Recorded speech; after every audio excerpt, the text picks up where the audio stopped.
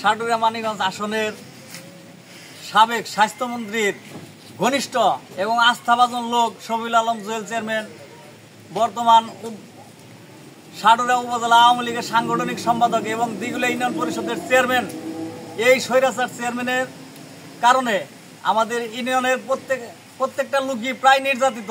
এবং মানিকগঞ্জ সাটুরিয়া দিঘলিয়া ইউনিয়ন পরিষদের চেয়ারম্যান মোহাম্মদ শফিউল আলম জুয়েলের বিরুদ্ধে অনাস্থা দিয়েছেন 11 জন ইউপি সদস্য।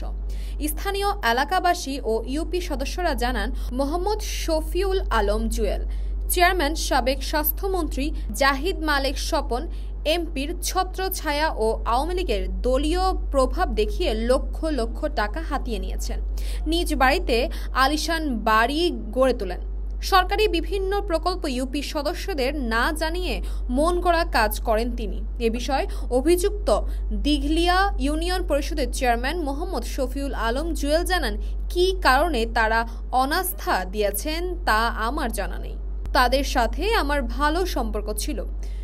সাটুরিয়া উপজেলা নির্বাহী কর্মকর্তা শান্তা রহমান জানান, দিঘলিয়া ইউনিয়ন পরিষদের চেয়ারম্যানের বিরুদ্ধে লিখিত অভিযোগ পেয়েছি, তদন্ত করে প্রয়োজনীয় ব্যবস্থা গ্রহণ করা হবে। এদিকে দিঘলিয়া ইউনিয়ন সাধারণ জনগণ অভিযুক্ত চেয়ারম্যানের দুর্নীতির বিষয়ে সুষ্ঠু তদন্তের দাবি জানান। আমি 2 নং দিঘলিয়া ইউনিয়ন পরিষদের ইউপি সদস্য 2 নং ওয়ার্ডের। আমরা আমাদের যে বর্তমান চেয়ারম্যান, সে আওয়ামী লীগের মনোনীত একজন চেয়ারম্যান। সে আওয়ামী লীগের প্রভাব খাটিয়ে সে আমাদের উপর অমানসিক নির্যাতন, অবিচার এবং অসৎ আচরণ করত।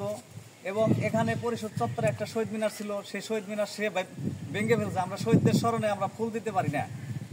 আমাদের পরিষদের পিছনে এবং সামনে দিয়ে অনেকগুলো গাছ ছিল, সে গাছগুলো বিক্রি করে কাইডা, কোনো অনুমোদন ছাড়াই কাইডা বিক্রি করে গাছের টাকাগুলো আত্মসাৎ করে এবং বিভিন্ন জায়গায় নামে মাত্র প্রকল্প দেখিয়ে সে টাকা আত্মসাৎ করে এবং বিভিন্ন জায়গায় আপনার মেম্বারদের নাম ব্যবহার করে জোরপূর্বক হুমকি দামকি দিয়ে সে স্বাক্ষর নিত, রেজুলেশনে স্বাক্ষর নিত জোরপূর্বক হুমকি দিয়ে।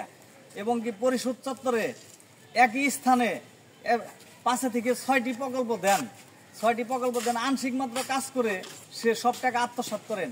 এবং আমার দিঘুলিয়াতে আপনার কালীঘর হইতে দিঘুলিয়া পাকা রাস্তা পর্যন্ত, ক্লাবঘর পর্যন্ত ইট সোলিং এর রাস্তা হয়েছে। নিচের ইট 3 ইঞ্চি ফাঁক দিছে, উপরের ইট সমান দিছে। সেখান থেকেও সে মোটা অঙ্কের টাকা আত্মসাৎ করছে। আমরা অবিলম্বে এই চেয়ারম্যানের বিচার চাই এবং পদত্যাগ চাই। আর আমরা 11 জন মেম্বারই তাকে অনাস্থার জন্য 11 জন মেম্বার একমত হয়ে আমরা তাকে অনাস্থার জন্য ইউনো বরাবর আমরা দরখাস্ত দিছি এবং অনুলিপি দিছি জেলা প্রশাসক কার্যালয়, অনুলিপি দিছি স্থানীয় সরকার শাখা মানিকগঞ্জ কার্যালয়।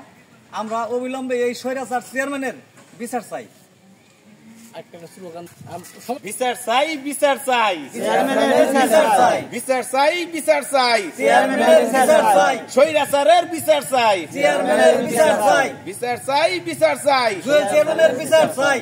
বিচার চাই, বিচার চাই, বিচার চাই, স্বৈরাচারের বিচার চাই, বিচার চাই।